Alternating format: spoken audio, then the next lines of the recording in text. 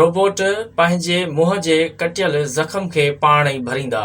जी हा, जापानी साइंसदाननि रोबोटनि जे मुंहं ते चमड़ी हणण जो तरीक़ो ॻोल्हे वरितो आहे, जंहिं जे करे खिलण वारा रोबोट हाणे पंहिंजे मुंहं ते इंसाननि वांगुरु ॾेखाव ॾींदा। टोक्यो यूनिवर्सिटी जी टीम मूजिबि हीअ कामयाबी इंसाननि में टिश्यू स्ट्रक्चर खे कॉपी कंदो। ही चमड़ी वारा रोबोट्स तमामु जल्द मार्केट में अची वेंदा।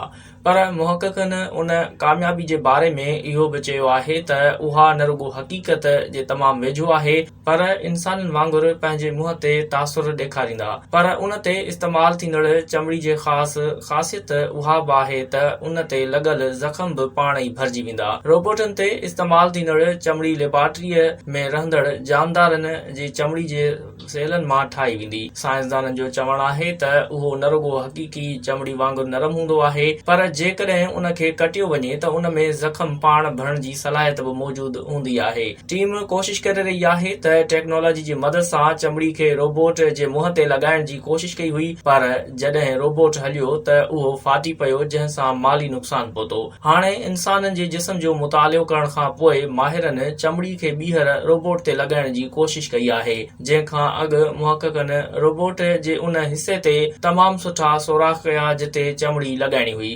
इंसानी चमड़ी जे टिश्यूज़ जी नक़ल करण ऐं ख़ासि तौर ते घणे मवाद में ठहियल रोबोट शिकल जे सोराख़नि खे इस्तेमाल कंदे असां चमड़ी खे पेचीदा ढांचे सां ॻंढण जो तरीक़ो ॻोल्हे वरितो आहे। चमड़ी जे कुदरती लचक ऐं चिपकण जी मज़बूत तरीक़े जो मतिलबु आहे त चमड़ी रोबोट खे कटण खां सवाइ मुंतक़िल करे सघे थी, पर ही कमु प्लास्टिक सर्जरी समेत जिस्म जी चमड़ी जे उमिरि वधंदड़ कॉस्मेटिक्स ऐं सर्जिकल तरीक़नि जी ज़रूरत आहे, जंहिं जे करे अञा वक़्तु लॻंदो।